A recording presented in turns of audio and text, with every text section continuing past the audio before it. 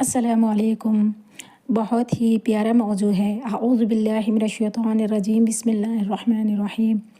اللہم صلی علی محمد وعلی آل محمد۔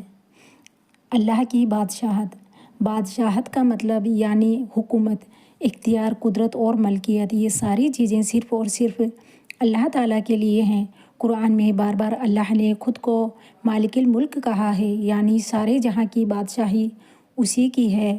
قرآن میں اللہ تعالیٰ فرماتا ہے، کہہ دو اے اللہ، تو ہی بادشاہی کا مالک، جسے چاہتا ہے بادشاہی دیتا ہے اور جسے چاہتا ہے بادشاہی چھین لیتا ہے۔ یعنی دنیاوی تاج و طاقت، عزت و ذلت سب اللہ کے ہاتھ میں ہے۔ کوئی حکومت انسان کی نہیں بلکہ اللہ کی مرضی سے چلتی ہے۔ اللہ سبحانہ تعالیٰ فرماتا ہے، برخدا ہے یعنی بڑی برکت والا ہے وہ ذات جس کے ہاتھ میں ساری بادشاہی ہے اور وہ ہر چیز پر قادر ہے۔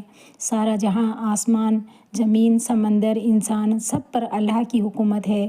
کوئی چیز اس کی مرضی کے بغیر ہل نہیں سکتی۔ اللہ سبحانہ تعالیٰ قرآن میں فرماتا ہے، وہ کچھ جو آسمانوں میں ہے اور جو کچھ زمین میں ہے سب اسی کا ہے۔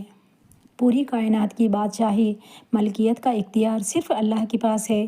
کوئی چیز اس کی اجازت کے بغیر کچھ نہیں کر سکتی۔ اللہ کی بادشاہت کی خاصیتیں۔ اس کی بادشاہت ہمیشہ رہے گی۔ دنیاوی بادشاہتیں بدلتی رہتی ہے لیکن اللہ کی بادشاہی ہمیشہ قائم ہے۔ قیامت کے دن بھی اعلان ہوگا، آج بادشاہی صرف اللہ کی ہے۔ اس کا حکم نہ بدلا جا سکتا ہے اور نہ ٹالا جا سکتا ہے۔ اگر وہ چاہے تو راجا کو فقیر بنا دے اور غریب کو راجا بنا دے۔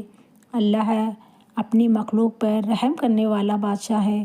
اس کی بادشاہی ظلم پر نہیں بلکہ انصاف اور رحمت پر اور حکمت پر قائم ہے۔ وہ ہر چیز کا مالک ہے۔